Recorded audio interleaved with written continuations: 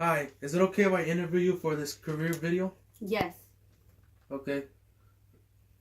What's your name? My name is Maria Alvarez. How long have you worked at your job? I worked for the Iowa State Prison for a year and 6 months. Okay. Do you like your job? I do like my job. When I first started, I always wanted to work in law enforcement. Did you always like it? At first, I wanted to work for I wanted to become a probation officer because I wanted to work with kids, with youth at risk, basically the kids that were in trouble going inside juvenile hall, and I always felt that maybe I could help them become a better citizen in society.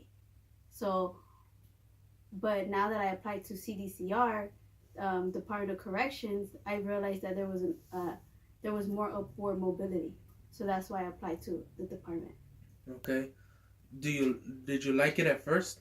At first, I was excited because I was very curious on what the job was going to be about. So when I first came to the job, I was like, okay, what am I going to get myself into? Is everybody going to look at me differently because I'm a female working inside a prison? But when I came to realize that there was a lot more diversity, female, and different races in the prison as an officer, so it made it more comfortable where I didn't feel like I was the only one. So now working in a department, I felt that it was a great opportunity to actually to, to I see more of a open doors, just so that way if I wanted to become a counselor, if I wanted to become a lieutenant, a sergeant, it's a priority to move up within the department. Okay. And what are the moments you remember about this job? I recently experienced when earlier this week I was in front of a high school, and I heard the alarm come on. And at work, when you hear an alarm, basically it's either an emergency, a medical emergency within staff or inmates, or it's a fight, or it's a assault on staff, or it's a big riot. So we call them alarm one, code one, code two, and code three. So code one could be something minimum. It could either just be a medical emergency, or it could just be a fight. And where code two, back, I'm gonna reverse. Code one, on the yard, if it's just one yard, only staff on that same yard respond. When it's a code two, 2 yards at the same time, 2 yards respond to the same yard for the same incident.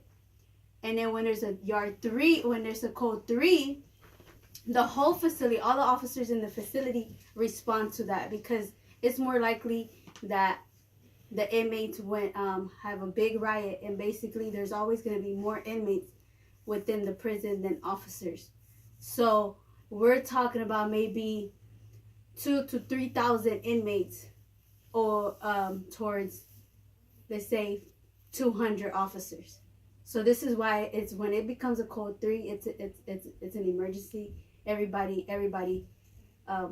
attends to the code three.